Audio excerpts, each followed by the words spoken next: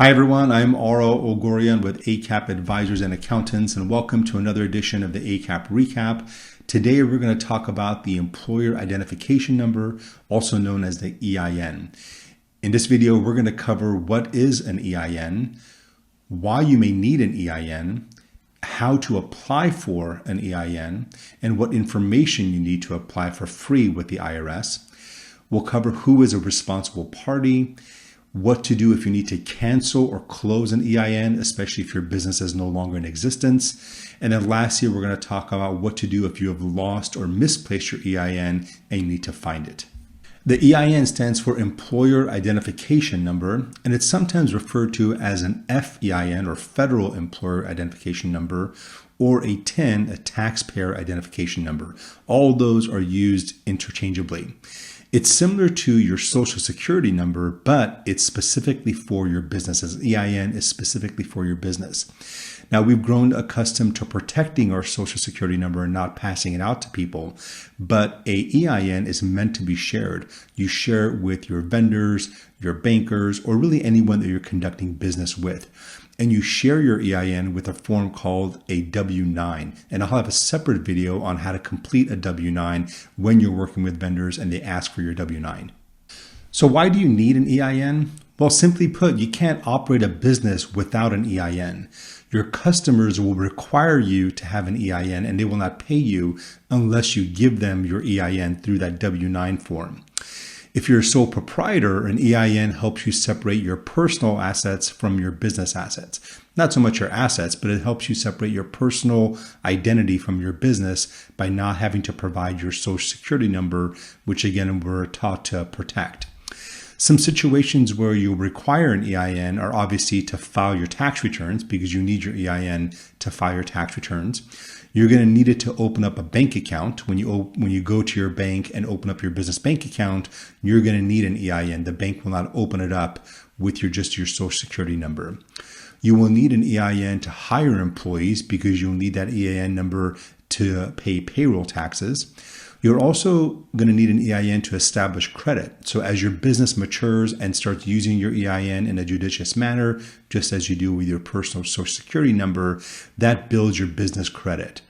And then lastly, you need EIN, as I said earlier, for your customers, because they will not pay you unless you have an EIN.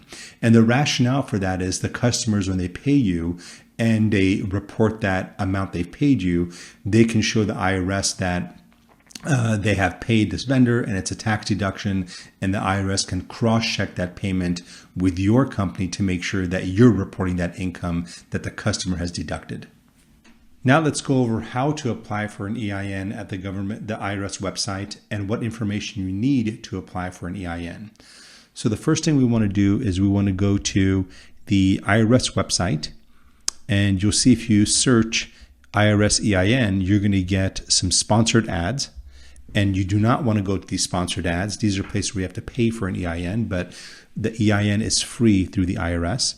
So you want to make sure that you go to the website where it says irs.gov. If you click on Apply for EIN, and you'll notice on the top it says the hours of operation are Monday through Friday, 7 a.m. to 10 p.m. Now, in addition, you only have 15 minutes to complete the EIN application online. And because I want to walk you through all the information you need to be able to do it online, I'm going to actually show you the form that is used if you're going to mail in an EIN application, and the same information is needed to do it online. So if you think you're going to be pressed for time, I would recommend that you print out that form, complete it, and then go online and start the process. That way you can go through it quickly and you're not going to get timed out. Now let's go over the form, the SS4 form, which is used to apply for the EIN, the Employer Identification Number. As a reminder, I'm only just showing you this form as a way of showing all the information or the questions that you need to answer when you're completing this form online. So you don't necessarily need to complete this form by paper, you need to do it online, but because there's a 15-minute time limit to do it, I would recommend you get familiar with the questions that are asked, maybe even complete this form by paper. That way, when you are doing it online to apply for your EIN, you'll have everything ready to go and you're not going to get caught up. So this is the information you're going to need to complete the EIN at the IRS website.gov. So just keep this in mind. So to start off, you're going to need obviously the name of your entity. That's first and foremost, the address. And then you're going to need to identify a responsible party. Now, a responsible party has to be an individual. It cannot be a business. Unless you are applying for a government entity, it has to be an individual. It cannot be a business. The responsible party must disclose their full name and their social security number. So keep that in mind when you're completing the application online. Usually the responsible party is an officer or a partner of the business. Most of the time, it's also the CPA that's completing it for their client. The next question you're going to get asked is what type of entity you are applying for. There's different types. You can either be a sole proprietor, a partnership, a corporation, or an estate. Those are the most common ones. The other ones I know are listed here, but they're less common than the ones I just mentioned.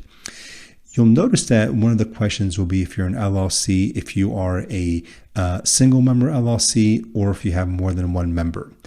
The reason why they ask you that is if you are an LLC with just one member, then you're not considered a partnership, because as a partnership, you have to have more than two people.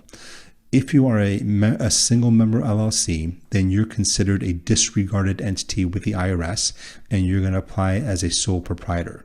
So if you have registered your articles of organization with your state and you're the only owner and you're not planning on being a corporation, then you would identify as a sole proprietor because you're a single member LLC. Now, if you applied as an articles of incorporation with your state and you are a partnership, there's more than one of you as the members of the organization, then you would click on partnership here. Now, if you applied for an LLC, an articles of incorporation or organization with your state, and you intend to be taxed as a corporation later on, then you would identify as a corporation here. Or if you had applied for a corporation from the beginning with your state, then you would click on corporation here.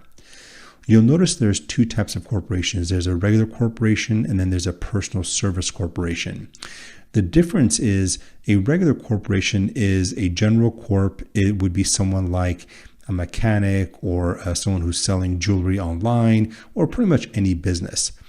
A personal service corporation is very specific to people who have licenses. So for example, an engineer, a CPA, an attorney, a doctor, those are individuals who would not be a general corporation. They would be a personal service corporation. And when you apply for that corporation through your state, you would identify as a personal service corporation. Another thing to note is you'll notice there's no differentiation between an S Corp and a C Corp. The reason is when this is not a form to identify where you're an S Corp or a C Corp.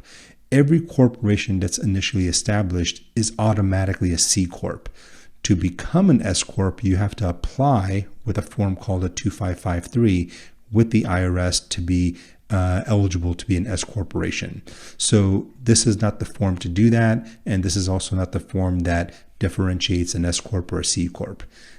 You would click on corporation regardless of whether you're a C Corp or an S Corp. The next question it's going to ask you is when your corporation started, and you're going to put the state that it was incorporated and when it was incorporated. Usually it's the date your articles of incorporation or articles of organization were approved. Next, it's going to ask you why you are applying for an EIN. Most of the time it's for starting a new business. Sometimes it could be for banking purposes. A bank may require your business or your individual to have an EIN, or if you're hiring employees and you need an EIN. Most of the time it's because you've started a business. You're going to identify when the business got started, as I mentioned earlier, and it's usually the date of incorporation or date of organization through your state when you first started that through your state.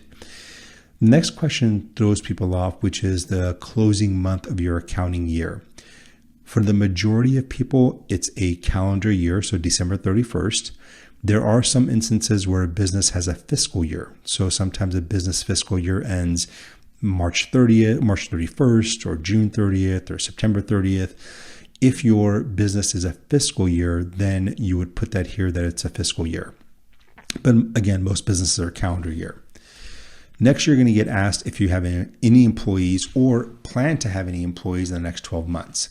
The reason why they ask you this question is if you're planning on having employees in a near term, then the IRS is going to expect that you're going to file payroll taxes and payroll tax forms. If you don't anticipate having any employees immediately, then just put 0 here. Later on, if you do have employees, it's not a big deal. You just get the new employees and then you file your quarterly reports. But you don't want to put yes here, because if you do and you don't have employees, the IRS is going to expect that you're going to be filing these quarterly payroll forms. The next question you're going to get asked is what type of business activity you're involved with. And it'll give you a list of all the different business activities: construction, real estate, manufacturing. If none of these apply to you, then just click Other. You'll see under here it says Other. You're going to click Other, and then you're going to specify what that business is that you're involved in. Maybe you're an influencer, maybe you are something that's just not easily listed here. You'll put that on here. And then lastly, obviously you're going to put your name and to complete the application. Just a reminder, you do have a short window. I think it's 15 minutes to complete this application online. And you can only do it Monday through Friday from 7 a.m. to 10 p.m. Eastern time. So once you've completed it, you're going to submit it online at the IRS website, and it's going to give you the option of getting your EIN letter immediately or have it mailed to you. I would recommend you have it immediately available to you as a PDF file. That way you can download it and start using it immediately. If you have it mailed to you, it could take a little while and it could delay, operating your business. When you do have it downloaded, available as a PDF, it's going to be called a form or a letter CP 575. That's the letter that's going to have the name of your business, your address, and it's going to show your EIN on the top right. And you're going to use that letter to put into your corporate documents. You'll also use it when you're opening up a bank account. It'll come in handy many times when you're operating your business, at least initially. And then later on, it may come up later in some instances as well. But it's a good idea to have that readily available someplace where you can quickly get to it. So those are the steps and to apply for an EIN and the information you need to apply for an EIN. Again, I'd recommend you download this form, complete it by hand, and then when you're doing it online on the IRS website, you can go through it quickly without any confusion and mistakenly doing something that is going to cause problems for you later on. So how do you close or cancel your EIN? Well, you can't cancel your EIN for a business, especially if it's an existing business, because the EIN is a permanent ID for the business and is used for all record keeping and also can be used later if the business is ever reopened. Now, if you've obtained an EIN, but you actually never started a business and the business never began operations, then you can close an EIN by writing a letter to the IRS with the following information. You need to include the full name of your business, obviously the EIN. You need to put the business address down. You need to state why you never used EIN, why you want to close the EIN. And then lastly, you need to include the original letter that you received from the IRS with your EIN that was assigned to your business. Now that letter is called a CP 575, and that's the letter that you get immediately once you have applied for an EIN. So you need to include that with the letter when you want to close your EIN for your business. Thank you for joining me for another edition of the ACAP Recap. Hopefully you found this video helpful in identifying what is an EIN and what are some instances of using an EIN. If there's a topic that you want us to cover in the future, please remember to include it in the comment section below. And if you do like this video, remember to subscribe to our channel. That way we can produce other high quality videos like this in the future.